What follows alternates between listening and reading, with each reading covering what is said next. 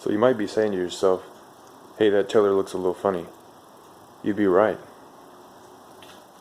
It's missing the gas tank.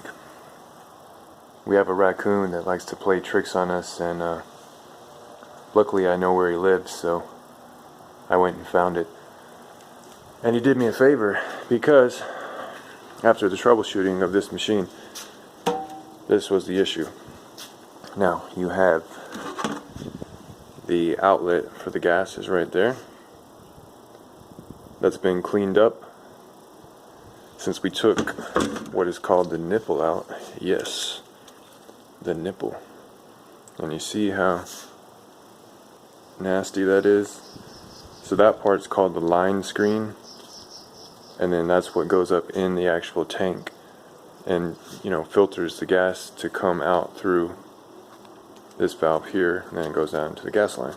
So I just went ahead and bought another one of these.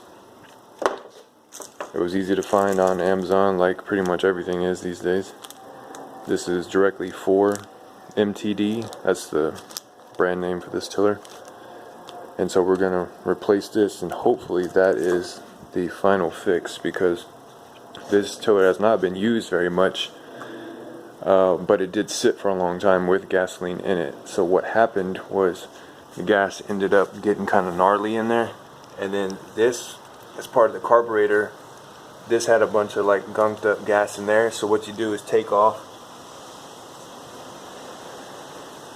those two bolts. That was probably blurry, but there's two 10mm screws on there. You take those off, that drops down. You just clean that out real good, put that back together, make sure, you know, your air filter's good. You can take off the overhead valve to look in there and make sure that looks all good, and it does here. You can change the spark plug. Did that already because I thought that's what it was initially, but now we got a good spark plug in there for sure. And yeah, so this is basically the muffler. This is just a metal shielding around it for heat protection. So yeah, that's just troubleshooting this MTD tiller.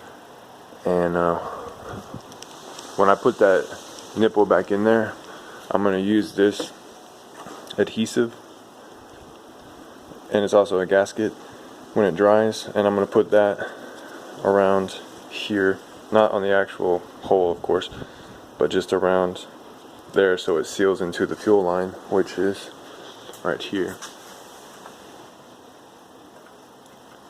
And that way it will seal around there. And then on this side that screws up back into the gas tank, I'm going to put a little silicone paste or dielectric grease. So that is right here. And I'm just going to do a small layer on that just to keep the little gasket there happy. And I'm just showing you the old one, but of course I'm going to be using this brand new clean one. And that's pretty much it. You know, make sure your fuel line is clean since it's been open for a while. You can just blow it out with some compressed air or something.